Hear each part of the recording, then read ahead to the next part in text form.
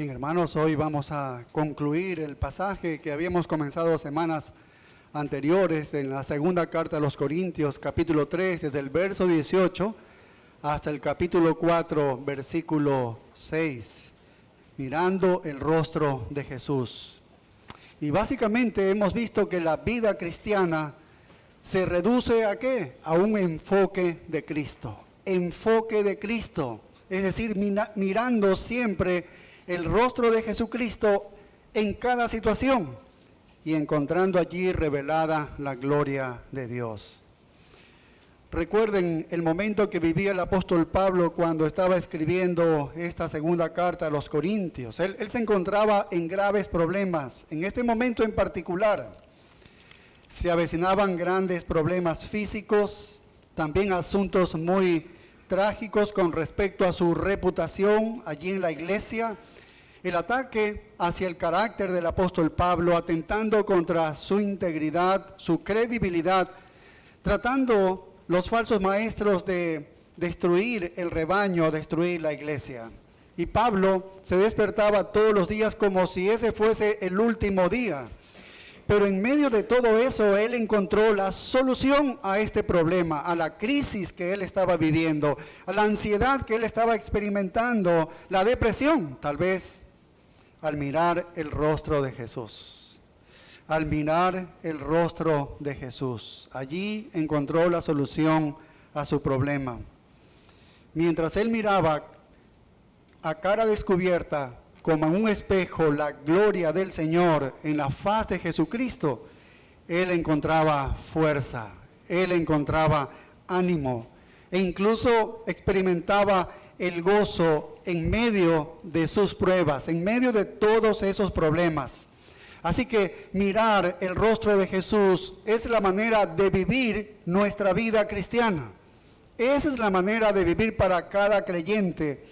Y eso es algo objetivo, no es algo subjetivo. Pablo no nos está diciendo que encontremos una imagen mística de Jesús en algún lugar y nos fijemos en ella. Él no está diciendo eso, sino más bien que miremos al Señor Jesucristo tal como lo revelan las páginas de las Escrituras.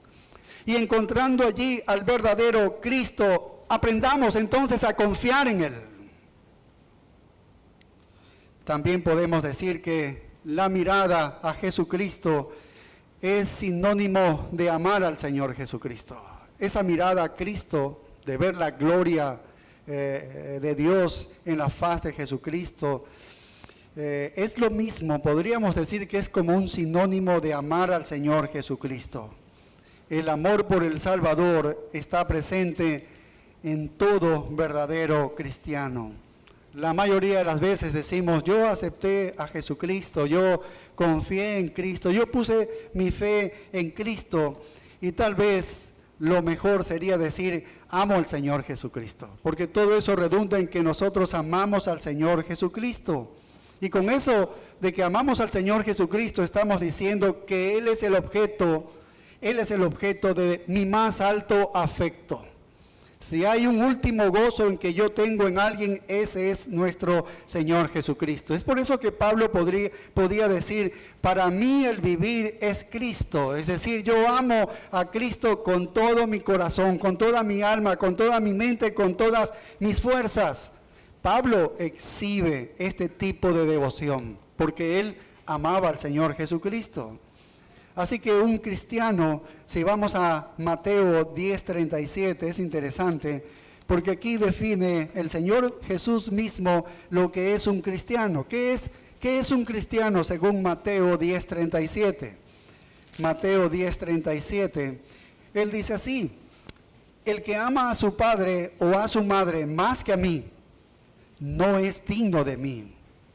El que ama a su hijo o a su hija más que a mí, no es digno de mí.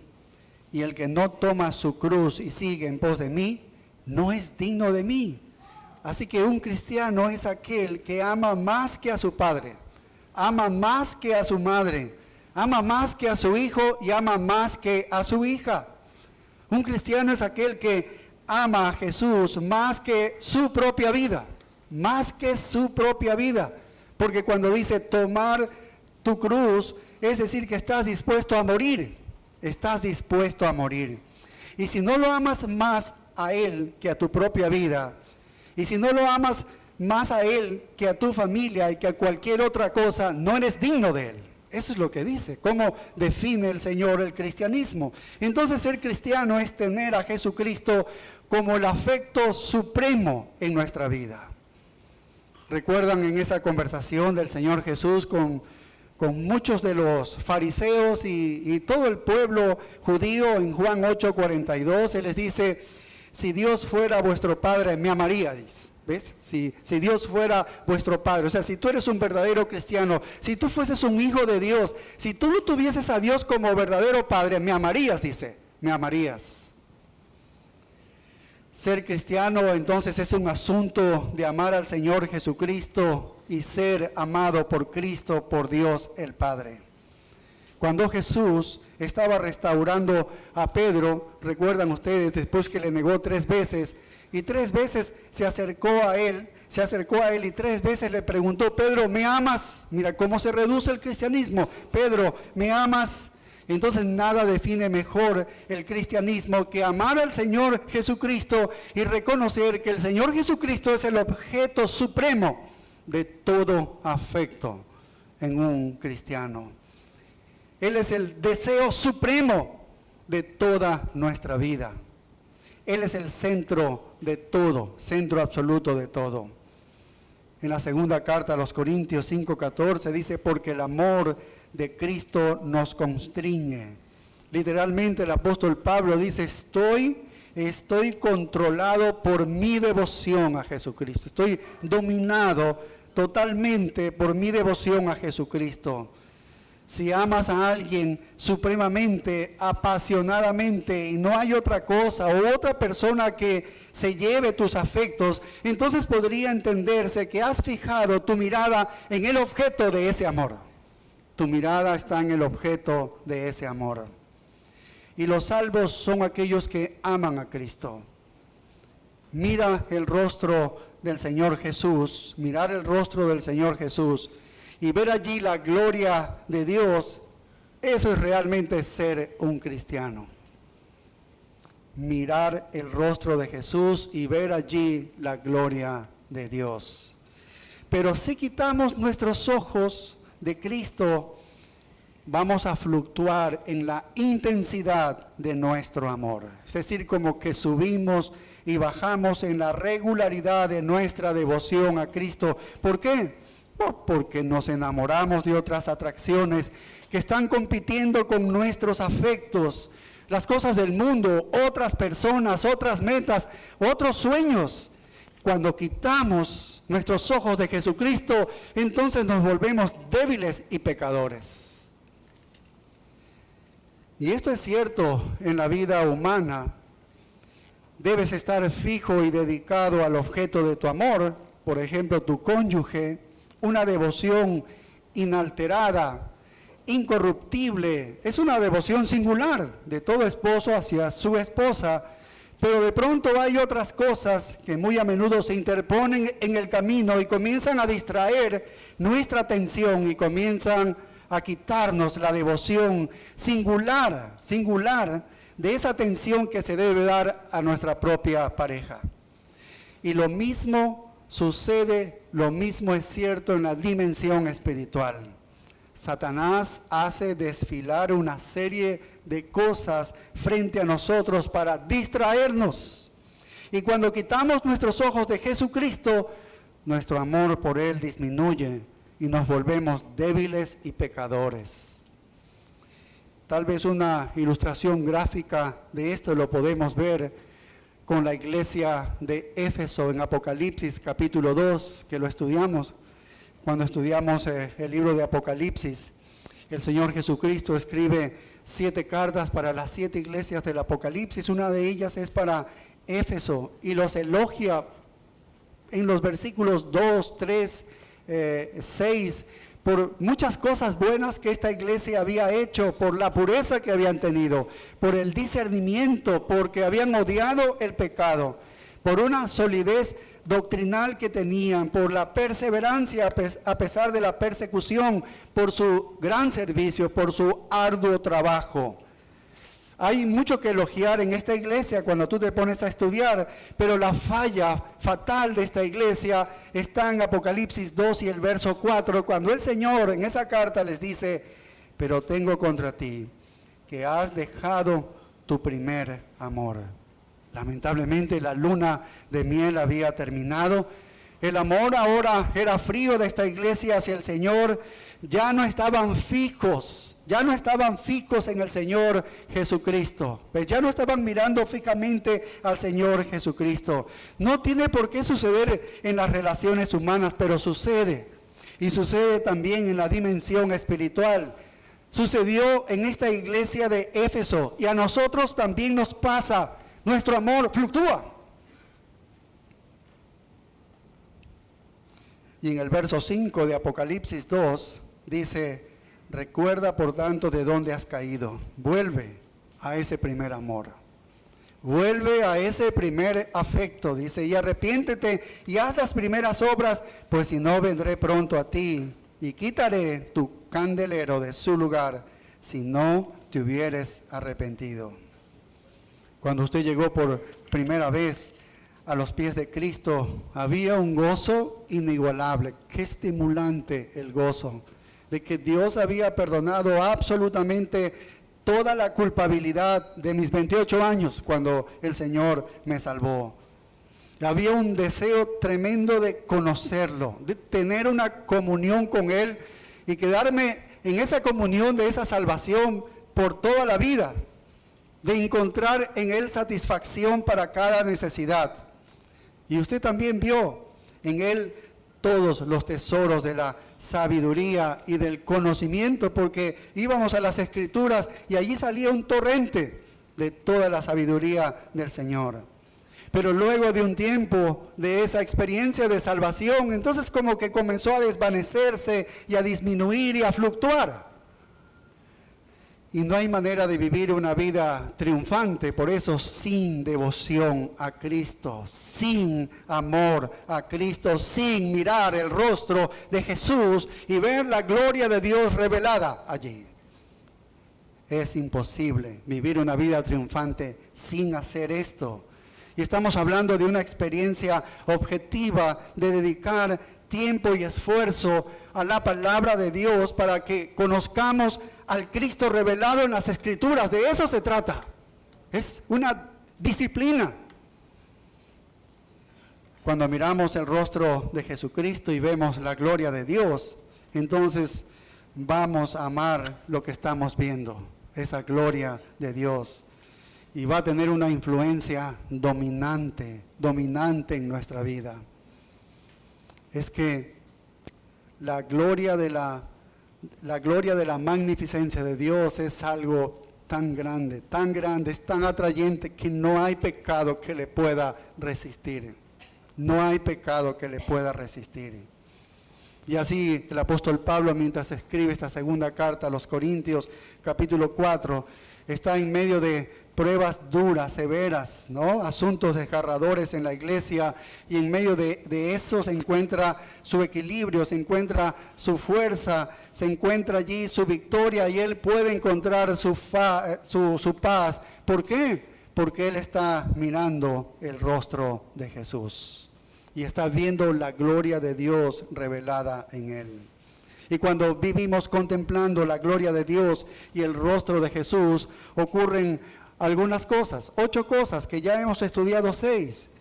Primero vemos que esa mirada es una mirada clarificadora. ¿Recuerdan el versículo 18 del capítulo 3? Mirando a cara descubierta la gloria de Dios, claramente revelada en Jesucristo. Esos atributos ahora los vemos claramente, ya no hay un velo que los detenga. Y entonces eso trae esperanza y trae valor al creyente.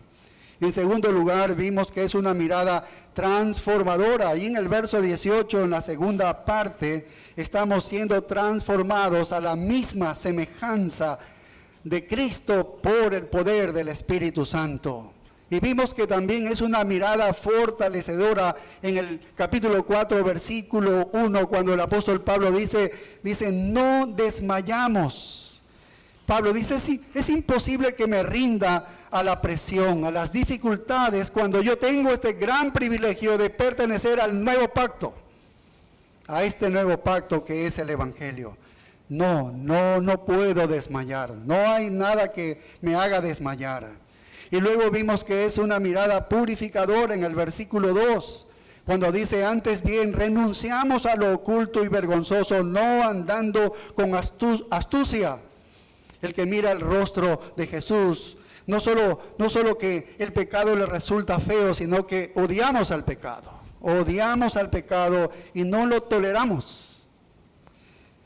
En quinto lugar, vimos que es una mirada amante de la verdad. Versículo 2, en su segunda parte, dice, ni adulterando la palabra de Dios, sino por la manifestación de la verdad, recomendándonos a toda conciencia humana delante de Dios. Ama la verdad, es fiel a la verdad. Y el punto 6 que vimos la última vez es una mirada limitante. Versículo 3 dice, pero si nuestro evangelio está aún encubierto, dice, entre los que se pierden está encubierto. Y todos sabemos que el camino de la salvación es un camino angosto y pocos son los que transitan ese camino. ¿Cuándo ha sido usted tan privilegiado como para enfrentarse a tantas multitudes en el mundo que no han sido privilegiadas? Entonces uno puede decirse, ¿cómo puedo apartar mis ojos de Cristo cuando he sido tan privilegiado? Eso es lo que Pablo está diciendo aquí. No, esta mirada es una mirada limitante, pero en realidad esta limitante de que pertenecemos a un grupo de los que somos salvados, es un gran privilegio que nos ha dado el Señor. Y esto nos lleva a los dos últimos puntos que vamos a tocar el día de hoy. Entonces el punto 7 es que es una mirada humilde. Lo tenemos aquí en el versículo 5. Es una mirada humilde. Esta mirada a Cristo, y vemos allí la gloria de Dios en el rostro de Cristo, es una mirada humilde. Nosotros podríamos pensar que el apóstol Pablo, por tener este privilegio tan grande de ser parte del nuevo pacto y que pertenece a los pocos que se encuentran en este glorioso privilegio y que ha sido uno de los elegidos de este grupo pequeño, pensaríamos que un apóstol Pablo así se jactaría de haber logrado esto, pero no es el caso del apóstol Pablo. Esta mirada que vamos a observar en este versículo 5 es una mirada de humildad, una mirada de humildad. Mira, leamos este verso 5, dice, porque no nos predicamos a nosotros mismos, dice, ¿sí ves? Sino a Jesucristo como Señor. Él es el Señor. Y a nosotros, ¿como qué? Como vuestros siervos, dice, por amor de Jesús.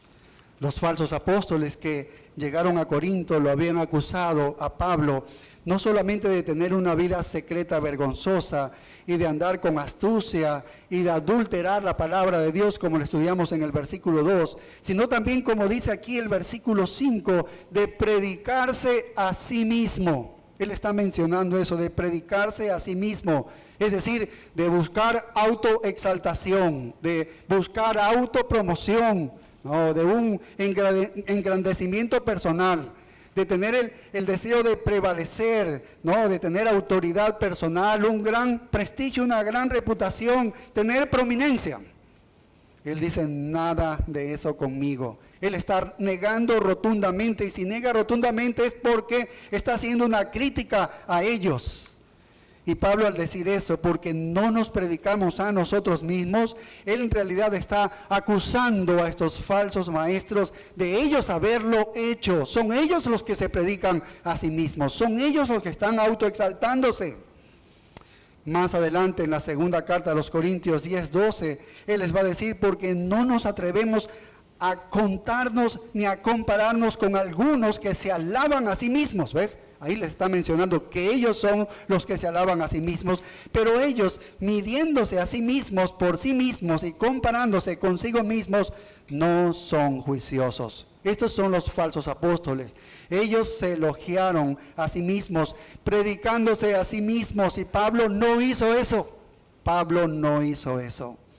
Entonces, esa frase que él dice, no nos predicamos a nosotros mismos, es tanto una negación como una acusación a sus críticos. Una negación de que él nunca lo hizo y una acusación a los críticos de que ellos sí se predicaban a sí mismos. Pero Pablo era humilde por la misma visión de Jesucristo, cuya gloria lo gobernaba y lo dominaba a este Pablo.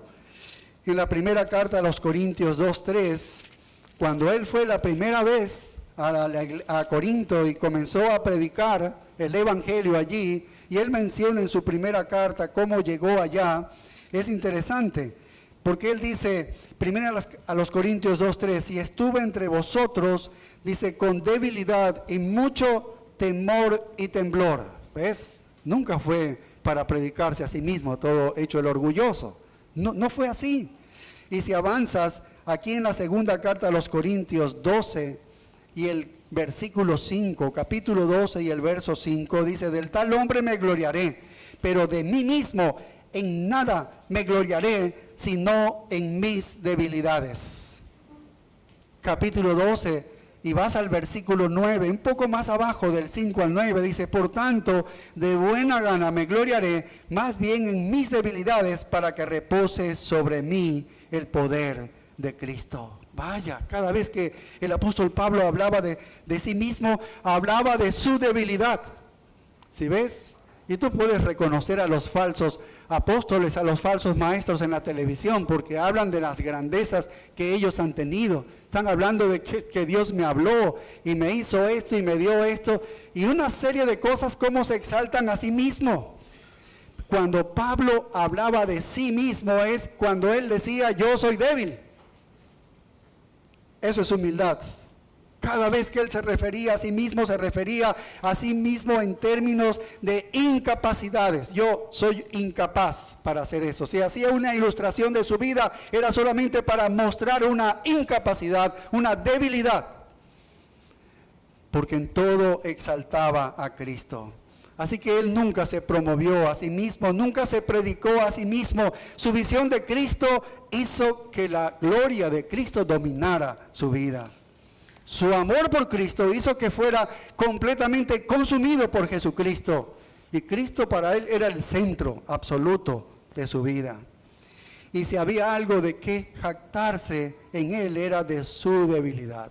Allí él se jactaba de su debilidad, porque en su debilidad él podía hacerse fuerte, pero nunca se promocionó a sí mismo. Pero él va más allá. Fíjate lo que dice el verso 5, porque no nos predicamos a nosotros mismos, sino, dice, a Jesucristo como Señor.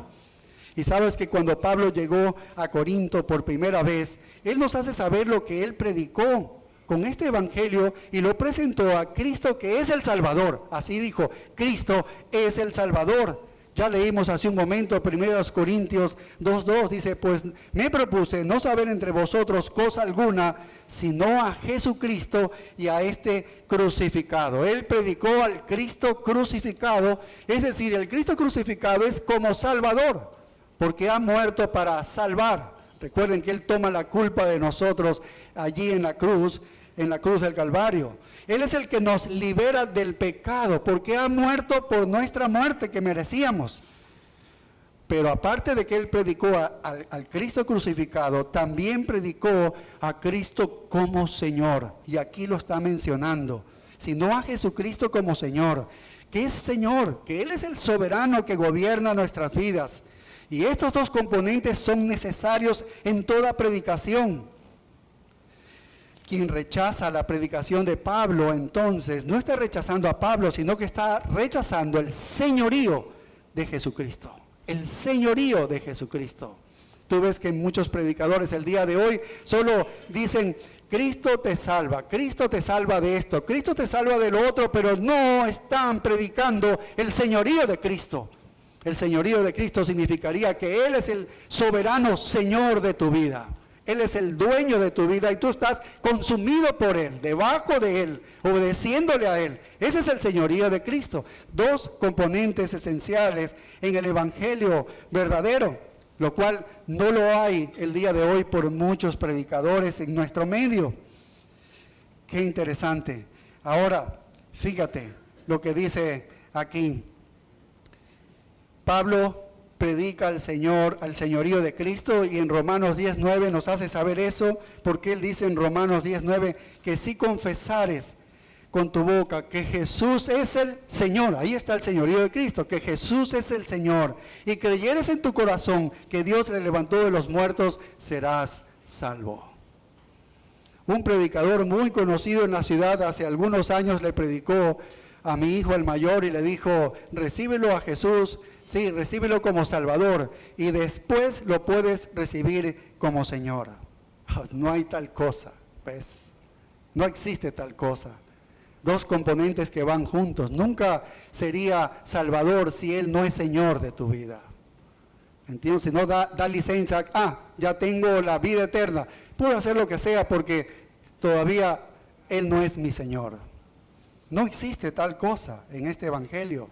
Filipenses 2:11 dice: y toda lengua confiese que Jesucristo es el Señor, para gloria de Dios Padre. Porque todos los que están en los cielos, en la tierra y debajo de la tierra, ese día confesarán todos que Jesús es el Señor. Y no hay otro Señor. Y así predicó a Jesús como un Salvador crucificado, pero también como un Señor soberano. Y Jesús, como Salvador crucificado, ¿qué hace? Él va a proporcionar el perdón, misericordia y gracia para el pecado del hombre. Y como soberano Señor, Él llama entonces a una lealtad sublime hacia Él, una obediencia, por eso es el Señor, porque nosotros le obedecemos a Él, y una sumisión a Él, por eso Él es Señor. Entonces la predicación es dar esta información, y en nuestra cultura es mucho más difícil predicar porque estamos acostumbrados a recibir información de muchas maneras más entretenidas, y el reto de los predicadores el día de hoy es llevar justamente esta información a la mente, sin luces, sin circos, sin maniobras y tantas cosas como lo hacen otras iglesias, tratando de entretener a las personas que están escuchando un mensaje para que lo puedan escuchar y retener. Pero la predicación es información acerca de ¿quién? De Jesucristo, porque la fe viene por el oír la palabra de Dios. ¿Y el mensaje qué es? ¿Qué es este mensaje? Es que Él es el Salvador. Y entonces vas a hablar de la cruz y de todo lo que significa la cruz, pero también vas a hablar de que Él es Señor, y vas a hablar de la soberanía de Él y todo lo que significa que Él es soberano. Así que el objeto de Pablo era hacer que las personas entendieran quién era Jesús, por qué vino Él, qué hizo Él y por qué lo hizo. Y cuando predicas esta información acerca de Jesús como Salvador y como Señor, y se combinan con la gracia soberana en los corazones de los hombres, entonces las personas serán salvas. Pero Pablo decía: yo no predico a Pablo, yo no me hago ilusiones de mi propia inteligencia, de mi propio ingenio, de mi propia habilidad para salvar a la gente. Jamás puedo hacer eso. Y cada vez que abro la boca, hablo de Cristo. Ese es el objeto de mi amor. Ese es el objeto de mi devoción. Ese es el objeto de todo mi afecto. Él es el deseo de mi corazón. Él es el único medio de redención. No hay otro medio de redención. Ahora, mira además cómo consideraba el apóstol Pablo en el verso 5, dice: porque no nos predicamos a nosotros mismos, sino a Jesucristo como Señor. Y mira cómo él se consideraba en ese servicio que él hacía: y nosotros como vuestros siervos por amor a Jesús. Solo soy un mensajero. Eso es lo que yo soy. Soy solamente un siervo de Jesucristo. ¿Es para qué? Para poder servirles.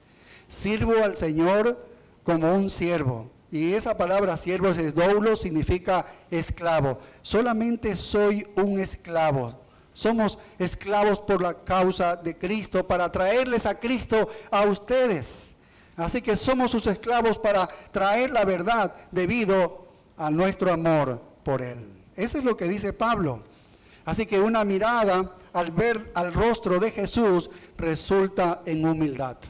Y eso es lo que observamos aquí en el apóstol Pablo. Cualquiera de nosotros que mire el rostro de Jesús se convierte en una persona humilde. Cualquiera de nosotros que mire el rostro de Jesús se convierte en una persona humilde. Y quien no es humilde es porque no está mirando el rostro de Jesús. Cualquiera que haya establecido al Señor Jesucristo como el objeto de su deseo, el objeto singular de su amor, va a manifestar humildad. Va a manifestar humildad. Él va a ser un siervo de aquel a quien ama y un siervo de aquellos a quienes el Señor ama. Por eso Pablo servía a los hermanos. ¿Ves? Él va a ser un siervo del pueblo de Dios. Y eso es lo que está diciendo el apóstol Pablo. Donde hay una mirada real a Jesús, donde hay un verdadero amor por el Señor Jesucristo, tú vas a ver humildad allí. Vas a ver humildad. Eso es como algo automático. Y donde no hay humildad, no hay entonces una visión real del rostro de Jesucristo. Y no están viendo la gloria de Dios en Jesucristo. Y hay tal vez un tipo de amor que podríamos decir que es menos entonces que el primer amor. De hecho, donde vemos orgullo, hay otra persona que está compitiendo por ese amor y es uno mismo.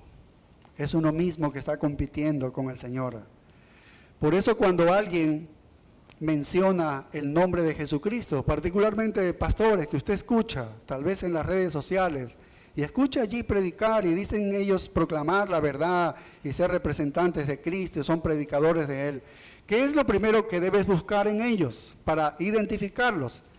Bueno, ¿qué cosa debemos buscar? Si han visto el rostro de Jesús, vemos si hay humildad en ellos. Así vamos a conocer el nivel de amor que tienen por el Señor Jesucristo. Esa persona en su vida, ¿ves? Por la demostración de humildad. Y si no hay humildad allí, entonces el yo es el principal objeto del afecto. El ego, el yo, es el principal afecto, ¿ves? De esa persona. No están mirando realmente el rostro de Jesús y no están realmente viendo la gloria de Dios, porque es imposible. Es imposible que mirando la gloria de Dios en la faz, en el rostro de Cristo, nosotros no seamos humildes. Es imposible, ¿no?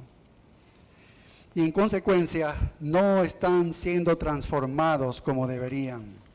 No es una devoción total a la verdad.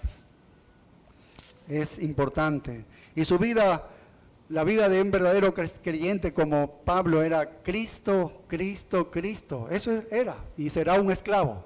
Es una vida de humildad. Y la última que vamos a ver es, al mirar el rostro de Jesús, ver la gloria de Dios en el rostro, en el rostro de Jesús, es motivo de acción de gracias. Mira, un motivo de acción de gracias. Y aquí lo tenemos en el versículo 6, porque el apóstol Pablo estaba en medio de innumerables problemas, ¿sí? Pero no importaba lo que tú le hicieras al apóstol Pablo, ¿sí? Él siempre lo veías que estaba lleno de gratitud. Siempre había gratitud en él. Por más abrumado que esté, siempre había un corazón de gratitud.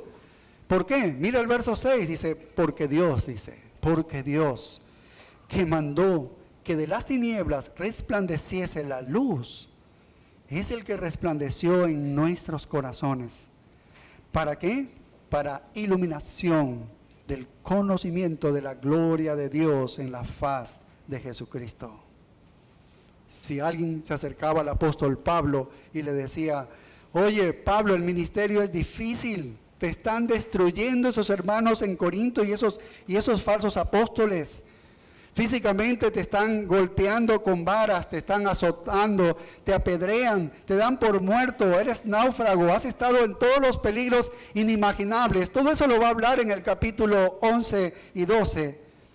Y luego tienes que seguir lidiando con la preocupación por la iglesia y las personas que están atacando a tu carácter, tu reputación, ¿no? Que dicen que tú solo sirves porque quieres el dinero de los hermanos, porque quieres obtener favores sexuales de mujeres, que tú eres un mentiroso, un fraude, un engañador y que tienes una vida oculta vergonzosa. Están haciendo todo para destruirte, Pablo. Y le están haciendo esto a la propia congregación también de Corinto. ¿Acaso esto no te destroza, Pablo? ¿Acaso esto no te lleva a deprimirte? ¿No estás sufriendo un agotamiento ya que no puedes seguir adelante? Y él dice, no, solo miro el rostro de Jesucristo. Y lo miro a Él porque lo amo. Lo miro a Él porque lo amo. Y al mirar su rostro, me siento agradecido. Ahí está la gratitud, agradecido por el hecho mismo de que puedo hacer eso. El hecho de que puede agradecer a Dios porque es simple y exclusivamente debido al poder soberano de Dios. Solo Dios puede obrar de esa manera. Y es lo que dice este versículo 6. Mira lo que dice el verso 6, que está lleno de riquezas, porque dice, porque Dios que mandó que de las tinieblas resplandeciese la luz, es el que resplandeció en nuestros corazones para iluminación del conocimiento de la gloria de Dios en la faz de Jesucristo. Y Pablo podría decir con este texto, ¿entiendes que no importa lo que me suceda en mi vida? Existe esta realidad primordial de que esta luz me ha resplandecido a mí. Esta luz está encendida en mí, me ha resplandecido. Y yo puedo ver el rostro de Cristo y su rostro, al verlo, veo la gloria de Dios. Suficiente para dar gracias a Dios. Ahora, tratemos de entender un poco este versículo en su primera frase cuando le dice, porque Dios que mandó que de las tinieblas resplandeciese la luz. ¿Y no te parece un poco conocido esta frase? Porque Pablo se está remontando al Génesis, capítulo 1, versículo del 1 al 3. Se está remontando a ese tiempo, al poder creativo de Dios. Allá se está remontando y por eso es que él dice, yo tengo una gratitud tremenda a Dios. Siempre voy a dar gracias a Dios. ¿Por qué va a dar gracias a Dios? Porque lo que ocurrió en Génesis, te leo lo que dice Génesis 1:1, dice, en el principio creó Dios los cielos y la tierra estaba desordenada y vacía, y las tinieblas estaban sobre la faz del abismo. Mira, las tinieblas estaban sobre la faz del abismo, y el Espíritu de Dios se movía sobre la faz de las aguas, y mira lo que dice el verso 3, y dijo Dios, sea la luz, y fue la luz. Así que ese Dios que en el momento de la creación resplandeció la luz sobre las tinieblas que había en el comienzo, está diciendo que es el que resplandeció en nuestros corazones. Eso es lo que dice Pablo. Es el que resplandeció en nuestros corazones. Así que el mismo Dios que en la creación encendió la luz físicamente, es el que enciende la luz espiritualmente. Ese es el punto de Pablo. Esa es la comparación que está haciendo. Él encendió la luz física en la creación. Así Él es el mismo que enciende con su mismo poder creativo. ¿Qué está haciendo? Encendiendo la luz espiritual en los hombres. Si alguno está en Cristo, dice, nueva criatura es. Eso es una nueva creación. Es una creación. Y Pablo dice, yo como predicador, yo no puedo crear nada. Ningún predicador puede crear en absoluto. Ni siquiera tenemos inteligencia o qué sé yo para poder hacer esto, ni uniéndonos todos los predicadores podemos crear algo. Y la vida espiritual es una creación del único creador. Y es el mismo Dios que dijo que la luz brille entre las tinieblas. Es el mismo que creó la luz física. Es el único Dios que puede crear la luz espiritual. El mismo Dios que creó la luz natural es el Dios que va a crear la luz sobrenatural. Vaya. Así que la salvación es una operación divina como lo fue la creación. ¿Te imaginas el poder de Dios allí haciendo la obra en una persona? Esta es una operación creativa de Dios en la salvación, trayendo luz espiritual.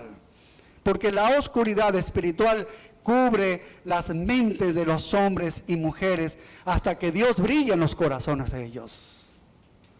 Colosenses 1:12 dice, con gozo dando gracias al Padre que nos hizo aptos para participar de la herencia de los santos en luz, dice, el cual nos ha librado de la potestad de las tinieblas y trasladado al reino de su amado Hijo. Eso es lo que Él ha hecho. Del reino de las tinieblas nos ha sacado y nos ha trasladado al reino de su amado Hijo. Eso lo hace con el poder creativo. Trae la luz espiritual al creyente y le da vida espiritual. Esta es la obra de Dios solamente. Él es el que nos ha liberado. Es Él. No fue nuestra astucia, dice Pablo, por eso es que Él va a ser agradecido. No fue algo que yo tenía, mi capacidad de comprensión. No era nada de eso.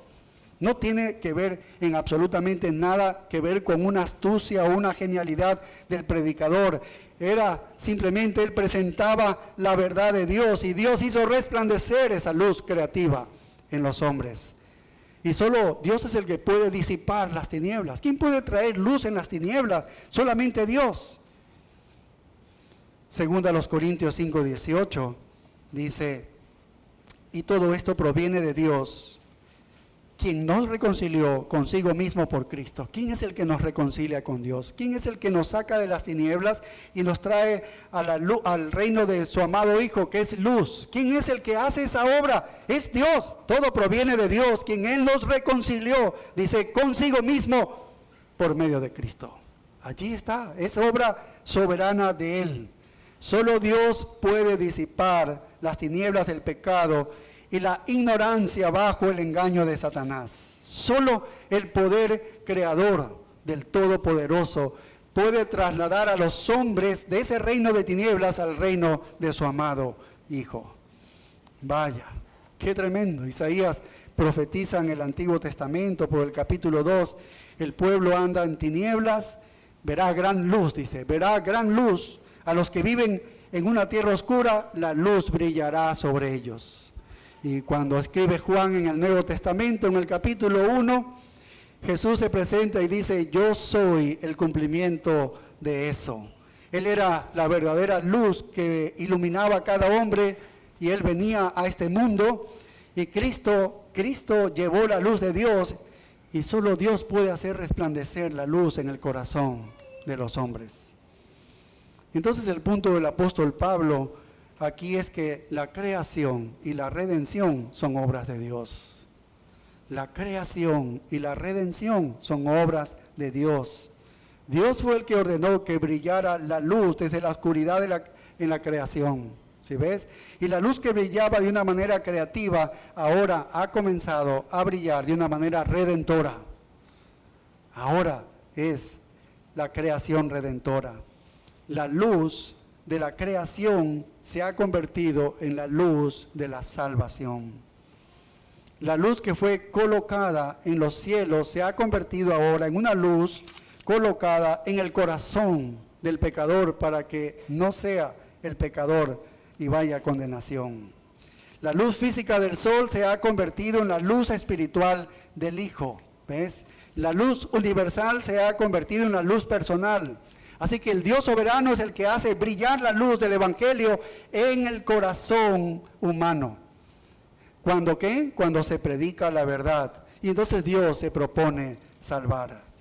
Y así en el verso 6, luego sigue diciendo, Dios es el que resplandeció, dice, en nuestros corazones. Y dice, mira para qué, para iluminación, es decir, darnos luz, darnos a conocer la luz. ¿Y qué es esa luz? Bueno, es la luz, sigue diciendo, la luz del conocimiento de Dios. ¿En quién?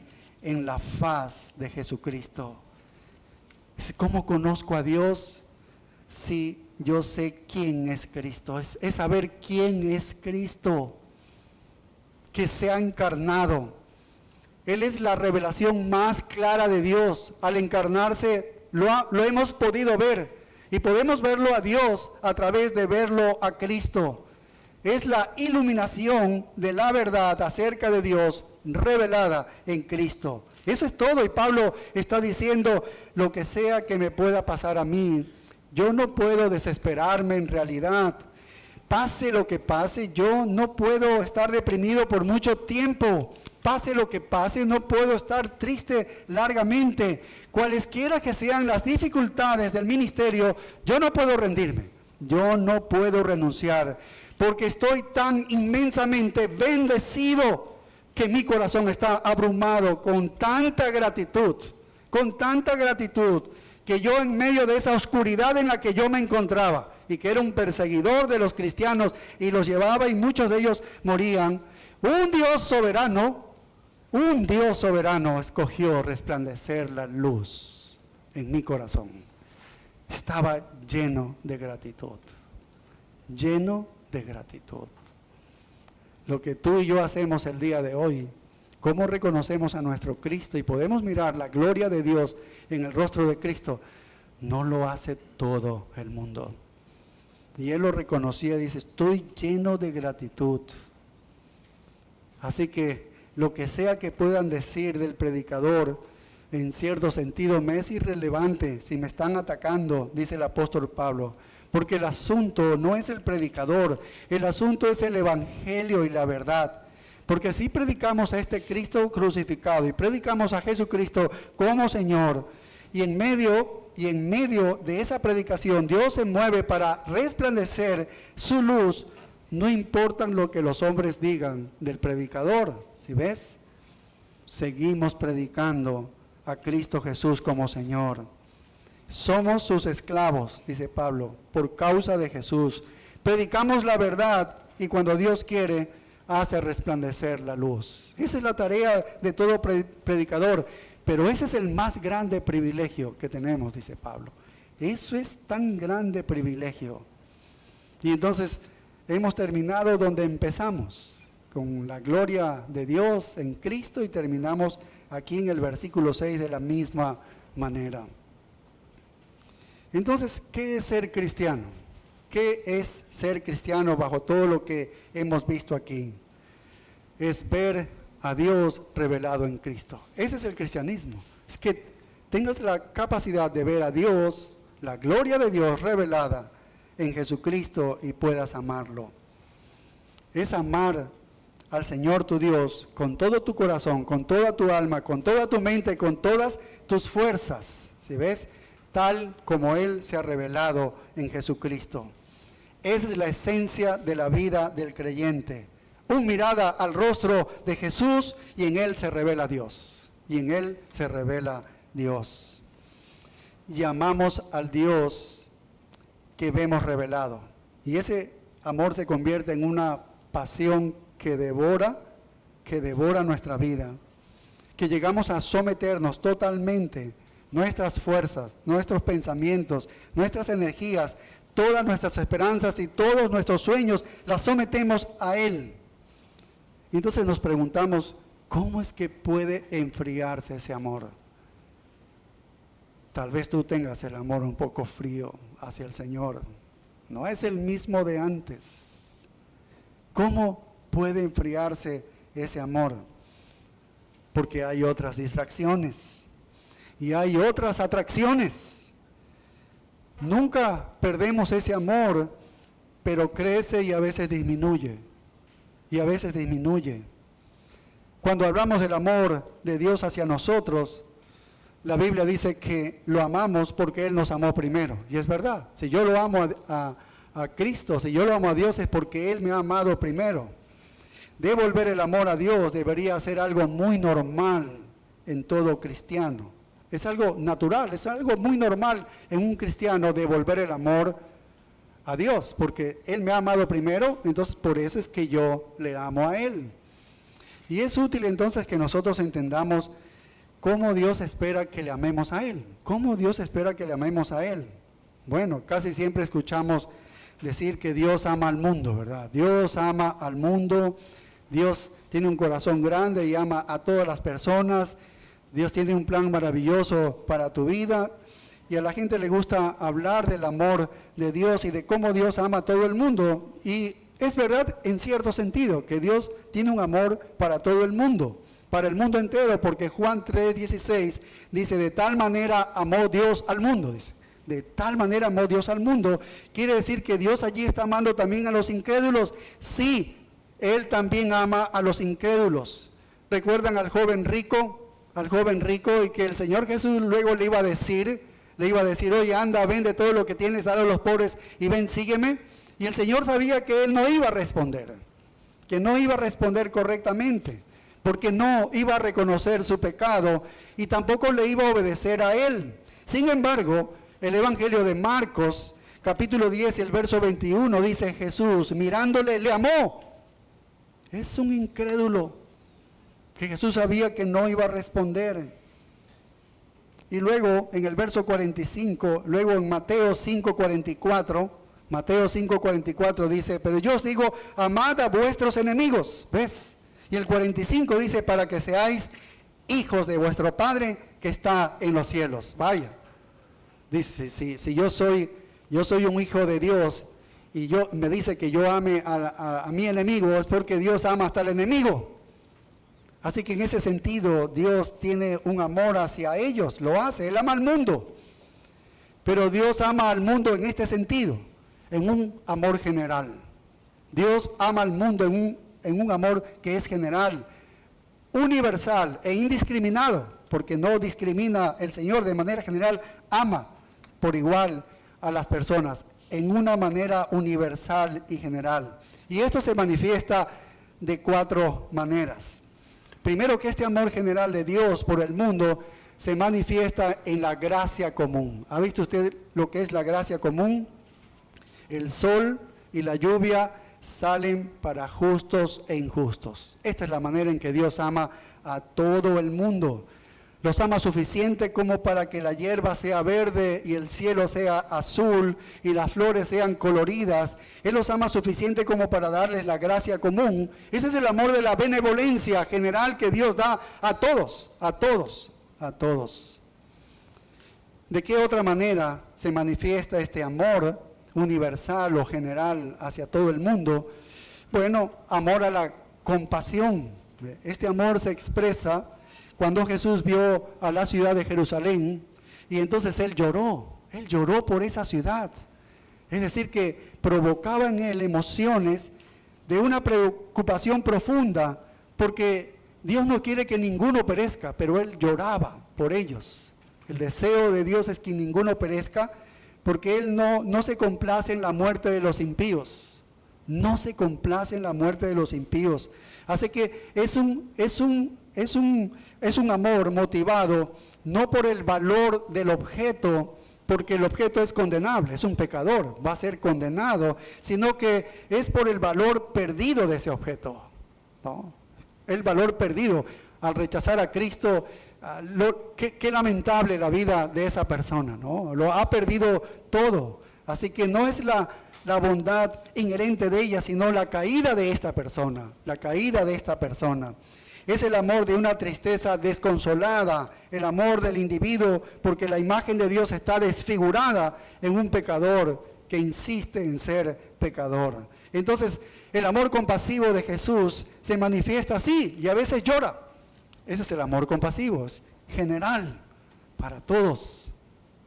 Y el amor general de Dios también por medio de las advertencias. ¿Ves? Las Escrituras están cargadas de advertencias en el Antiguo y el Nuevo Testamento. ¿Y qué es la advertencia? Bueno, te advierte de que, pecador, vas a recibir un castigo, vas a tener un juicio, vas a ser destruido, vas a ir a la condenación. Y una y otra vez encontramos advertencias en las Escrituras. Y ese es el amor que proporciona advertencias llamando a las personas a que se arrepientan. Arrepiéntete, está mal el camino que llevas, ¿ves? Así que Dios ama lo suficiente como para advertir de manera general a todas las personas.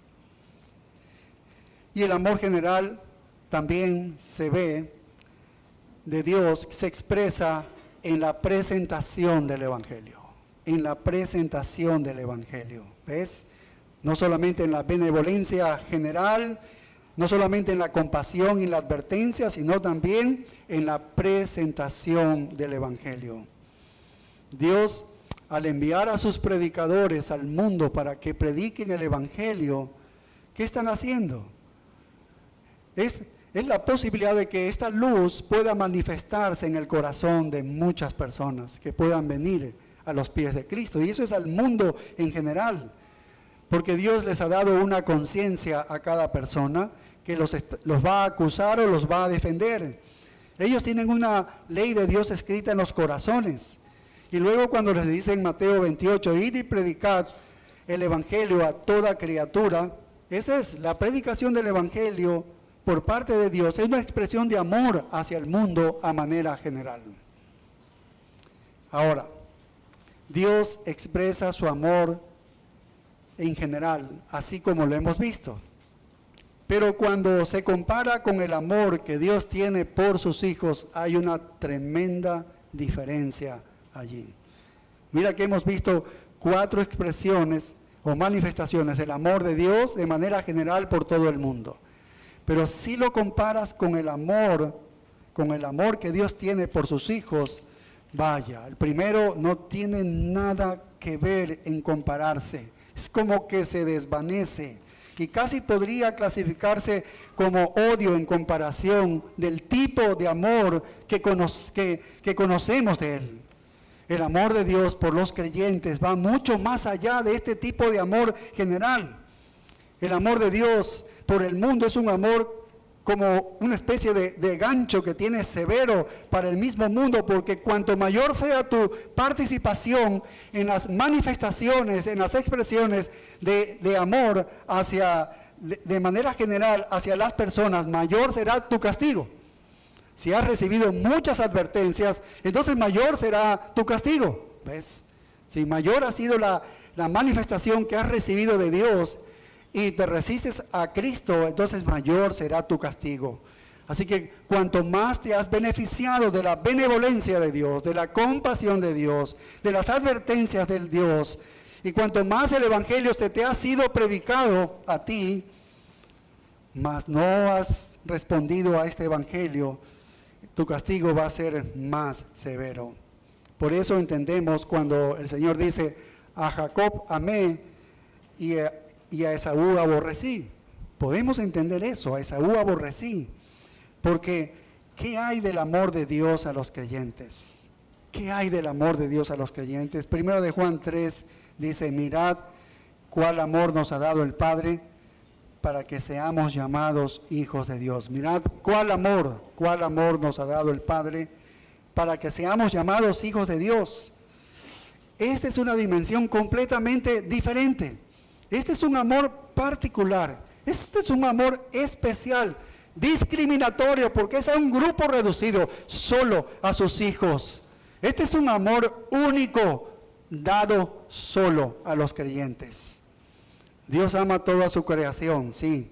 Todo lo que Él creó, Él dijo que era bueno, sí. Y hay una dimensión de amor en el ser de Dios que se expresa hacia su creación. Pero entre todas sus criaturas, ama más a aquellas criaturas racionales, que es el hombre. Hay un amor mayor hacia el hombre. Y eso se muestra en las 4 manifestaciones que hemos visto: la benevolencia, la compasión, la advertencia y el evangelio. Pero más allá de ellos, Él ama aún más a su pueblo especial, a sus hijos. Pero sobre todo, más de lo que Él ama a su creación, más de lo que Él ama a su creación racional, que es el hombre, más allá de lo que Él ama a su pueblo, sobre todo Él ama a su Hijo. Dios ama sobre todo a su Hijo. ¿Sabes que Él es el afecto supremo de Dios. Cristo, el Hijo, es el objeto supremo del afecto de Dios. Vaya, y todo el plan redentor de Dios se desarrolló debido al amor que tiene Dios sobre su Hijo. ¿Ves? Porque su deseo era darle a su Hijo una humanidad redimida para alabarlo por los siglos de los siglos. ¿Por qué? Porque lo ama sobremanera a su Hijo. Te voy a dar una humanidad redimida para que te alaben por los siglos de los siglos. Así que Él ama a su Hijo con un amor perfecto, que no lo podemos ni siquiera expresar, algo que es inconcebible. Así que nosotros somos amados solamente porque estamos en Cristo, en el Hijo. ¿Ves? Nosotros somos amados solo porque estamos en Cristo. Por lo tanto, nosotros también debiéramos amar como Dios ama. ¿Ves? ¿Sí? Eso significa que amamos al mundo que Dios hizo y le damos gracias por ello. Y fuera de ese mundo que Él hizo, nosotros amamos más a las criaturas racionales. Amamos a los hombres. Queremos hacer el bien a todos ellos y queremos mostrar la bondad a ellos, misericordia, amor y también compasión y advertencias y predicarles el evangelio a todos. Pero más que a eso, amamos a los creyentes con un amor que es especial y único y trasciende incluso nuestro amor por los incrédulos. El amor a los santos va más allá del amor a los incrédulos. Pero sobre todo, si hemos de ser como Dios, ¿a quién amamos más? ¿A quién amamos más? A Cristo, su Hijo, porque Dios ama sobremanera a su Hijo. Ese debería ser nuestro primer amor. Amamos a Cristo más que a nada, porque eso es lo que hace Dios. Ama a su Hijo. Así que, hermanos, reavivemos nuestro amor. Reavivemos como los hermanos de Éfeso, nuestro primer amor. Recordemos de dónde hemos caído.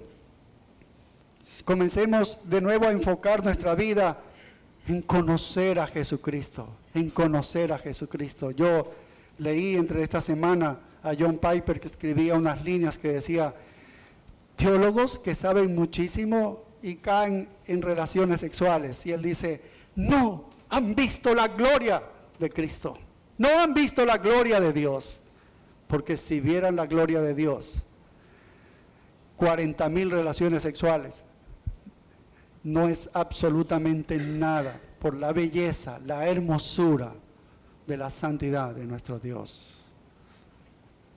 Es tan atrayente nuestro Dios. Para este mundo no tiene nada que ofrecernos, nada que darnos, en verdad.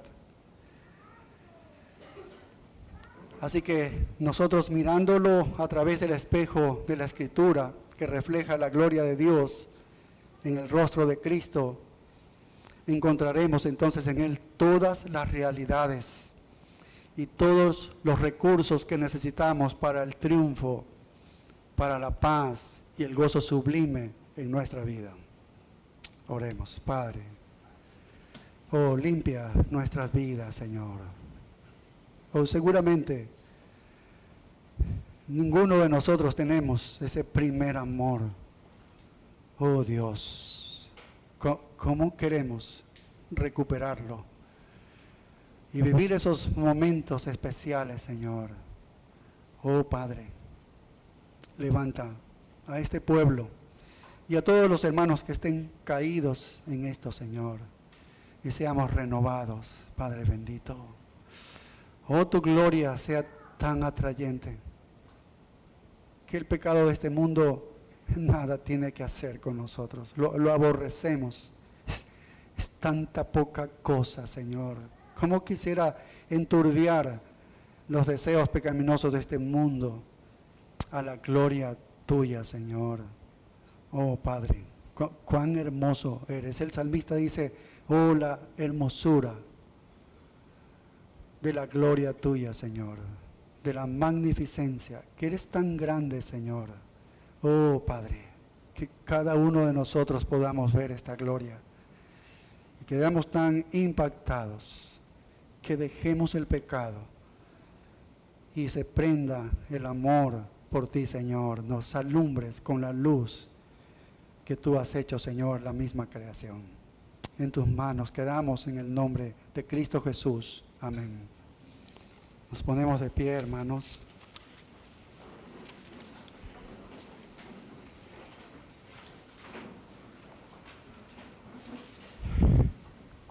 Gracias, Padre, por el tiempo que hemos estado en tu presencia, Señor, ministrados. Ahora que salimos de este lugar y que vamos a compartir, bendice, Señor, el unos a otros que vamos a tener y llévanos con tus más ricas bendiciones a nuestros hogares. En el nombre de Cristo Jesús. Amén. Nos vemos a las 5 de la tarde, hermanos. 5 de la tarde.